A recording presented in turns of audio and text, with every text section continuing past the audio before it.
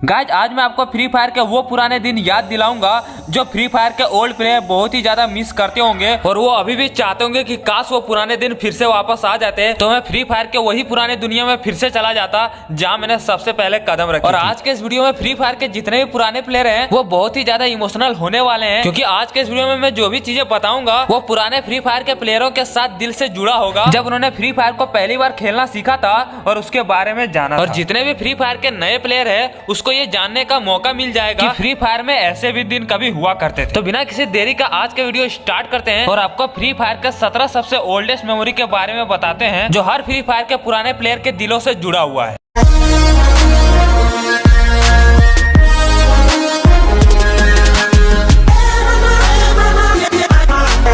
Number 17 guys, ये हर किसी के साथ हुआ होगा और जो भी फ्री फायर को पहली बार डाउनलोड किए होंगे वो सारे लोग ये काम एक बार जरूर किए होंगे। और गाइस वो है बार बार गेम को अनइंस्टॉल मारना और बार बार डाउनलोड करना। गाइस आपके साथ एक बार जरूर हुआ होगा और जब भी आप फ्री फायर नए नए सीखे होंगे तो आपको शुरुआत में खेलना ही नहीं आता होगा, सारे प्रो प्लेयर आपको मार देते होंगे। ऐसे में आप गुस्से से गेम को अनइंस्टॉल कर देते थे कि अब से मुझे फ्री फायर खेलना ही नहीं है, लेकिन 2 दिन बाद फिर से आपका मन करने लगता था और फिर से इंस्टॉल करते थे और फिर बार बार वही कहानी होती थी। और ऐसे कम से कम आप 4 से 5 बार जरूर किए होंगे। गाइस मेरे साथ कम से कम ये 10 से 15 बार हो चुका है, तब मैंने गेम को सीखा। और सच में गाइस ये बहुत ही फनी मेमोरी थी जब फ्री फायर को इतने दिन सीखने में लगा था और बार बार उस गेम को डाउनलोड भी करते और डिलीट भी करते। और जिसके साथ भी ये हुआ है कमेंट में गाइस एक बार जरूर बताना और अपना ओल्डेस्ट मेमोरी भी जरूर शेयर करना।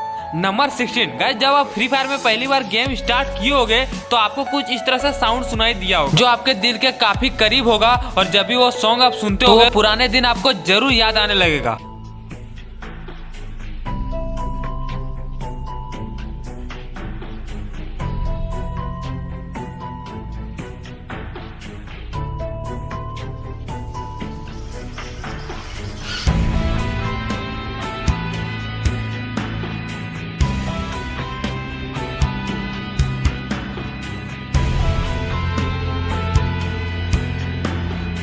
तो गाइस ये था फ्री फायर का सबसे पहला थीम सॉन्ग और जब भी आप गेम को स्टार्ट करते होगे गेम में जाते होगे तो आपको इस तरह का सॉन्ग सुनाई देता होगा जो आपको दिल के बहुत ही ज्यादा करीब होगा। और ये सॉन्ग सुनने के बाद हो सकता है कि आप थोड़ा सा इमोशनल भी हो गए होंगे, क्योंकि मैं भी बहुत ही ज्यादा इमोशनल होता हूँ जब भी ये सॉन्ग सुनता हूँ। नंबर 15 गाइस, वो दिन भी कितना अच्छे दिन थे जब हम फ्री फायर में पहली बार उतरते थे तो हमें जो भी गन मिलता था वही हम सबसे बेस्ट गन मानते थे।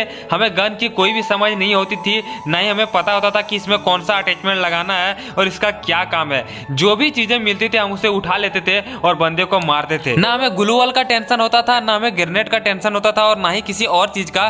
बस जो भी हाथ में मिले उसी को उठा के और दंदना के हम मारते थे बंदे को और बहुत ही ज्यादा खुश होते थे जब हम किसी को भी एक शॉट मार देते। नंबर 14 गाइस, क्या आपको वो दिन याद है जब हम गलती से किसी को भी अगर एक टैप मार के अगर हेडशॉट मारते थे तो हम कितना ज्यादा खुश होते थे कि हमने 1 टैप मारा, हेडशॉट मारा। ओ भाई कितना बड़ी बात है हमारे लिए कि हम लोग 1 टैप मार दिए भाई, हेडशॉट मार दिए। उस वक्त हम लोग 1 टैप के बारे में जानते भी नहीं थे और गलती से अगर डेजर्ट टैगर से किसी को भी एक 1 टैप अगर लग जाता था इतना ज्यादा खुशी होती थी, ऐसा मानो जैसे एकदम क्या ही बताए। हेडशॉट मारने के बाद जो खुशी मिलती थी वो पुराने प्लेयर ही समझ सकते हैं। जो लोग हमारे टाइम से खेल रहे हैं, जो लोग बहुत ही पुराने प्लेयर खेल रहे हैं, वो लोग को पता होगा कि जब हम लोग किसी को भी अगर 1 टैप मारते थे तो कितना अंदर से खुशी होती थी। नंबर 13 गाइस, वो दिन भी क्या दिन थे जब हमें कोई भी गन एट्रीब्यूटेड के बारे में कुछ भी पता नहीं होता था और बिना एट्रीब्यूटेड के खेलते थे। ना हमारे पास कोई स्किन होती थी और ना ही हमें उसकी परवाह भी होती थी, ना हम लोग गेम में पैसा लगाने का सोचते थे और ना ही किसी को इसके बारे में बताते थे। गाइस वो दिन कितना अच्छा था जब कोई भी कैरेक्टर नहीं होता था एबिलिटी वाली,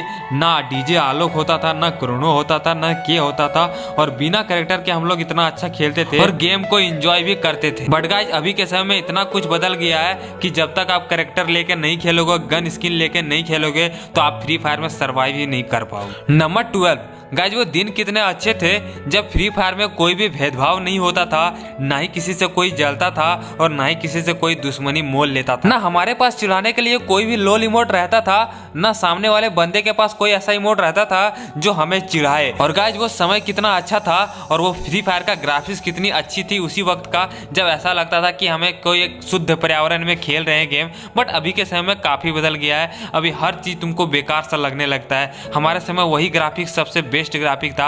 अभी के समय का ग्राफिक्स तो हमें बिल्कुल पसंद नहीं है, हमारे गेम में भी वो लैग करता है, लेकिन पुराने ग्राफिक्स हमें दिल के करीब है और बहुत ही अच्छा लगता था हमें उसमें गेम खेलने में, और ऐसा लगता था जैसे कोई हम शुद्ध पर्यावरण में गेम खेल रहे हैं। ऐसा फ्री फायर का ग्राफिक्स था मेरा, बट अभी के समय में काफी चेंज। नंबर 11 गाइज, उस समय हम लोग के लिए M187 और ग्रोजा गन इतना खास था कि जब भी हम लोग का मैप में अगर ग्रोजा मिल गया या फिर M187 मिल गया तो उसको छोड़ के हम लोग कोई दूसरा गन लेते भी नहीं थे। ना हमें UMP का ख्याल रहता था, ना MP5 का, ना ही कोई और गन का। M187 हम लोग बहुत ही तगड़ा गन मानते थे उस वक्त, और ग्रोजा मिल जाने पे इतनी खुशी होती थी कि बयान नहीं कर सकते। और गाइस जब हमें एयर ड्रॉप में AWM मिलता था तो भाई हम लोग का खुशी का ठिकाना नहीं रहता था।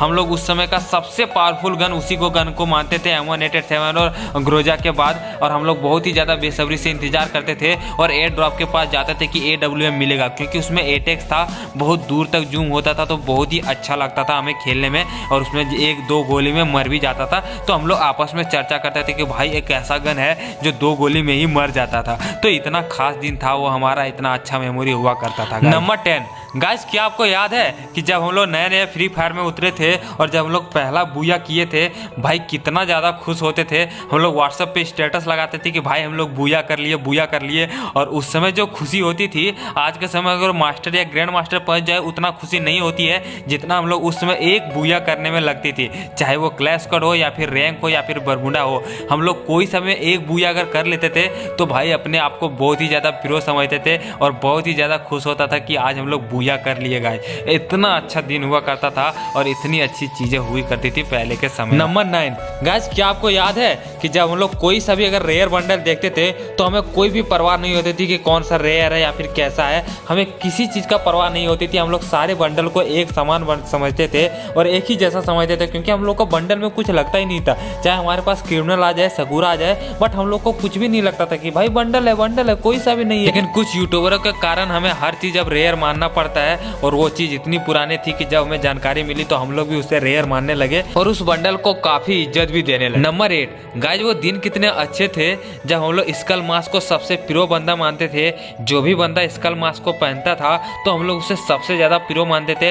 ऐसा लगता था हमें उससे कभी जीत ही नहीं पाएंगे और हम लोग उसको कभी मार ही नहीं पाएंगे, इतना हम लोग डरते थे जो भी कोई स्कल मास्क पहन के आता था। और गाइस अभी जैसे डीजे आलो या फिर कोई और चीजों का गिव अवे होता है ना, हमें याद है वो उस वक्त की जब स्कल मास्क का गिव अवे हुआ करता था और लोग स्कल मास्क के लिए लाइन में लगा करते थे। इतना रेयर चीज हुआ करता था स्कल मास्क, बट अभी काफी कुछ बदल गया। नंबर 7 गाइस, उस वक्त जब हम लोग कोई सा भी अगर डीजे लोग देख लेते थे तो हमारा जो रिएक्शन होता था इतना ओपी रिएक्शन होता था और इतना ज्यादा हम लोग उसके फैन हो जाते थे कि भाई यार डीजे आलोक आ गया, डीजे आलोक। वो लोग डीजे आलोक को जैसे ही ऑन करता था हम लोग उसके पीछे पीछे जाने लगते थे और बहुत इंजॉय करते थे जब तक वो डीजे आलोक वाला घेरा बंद नहीं हो जाता था, और उसके पीछे पीछे हमेशा जाते थे। और हम लोग को ऐसा लगता था कि सबसे प्रो बंदा वही है जिसके पास डीजे आलोक हो, और हम लोग उसके पीछे ही जाते थे और सोचते थे कि हम लोग अब मैच जीत जाएंगे। तो डीजे आलोक का इज्जत उस वक्त इतना हुआ करता था और सब लोग लेने के लिए इतना तरसते थे। आपको पता ही होगा कि अभी भी डीजे आलोक का कितना क्रेज है,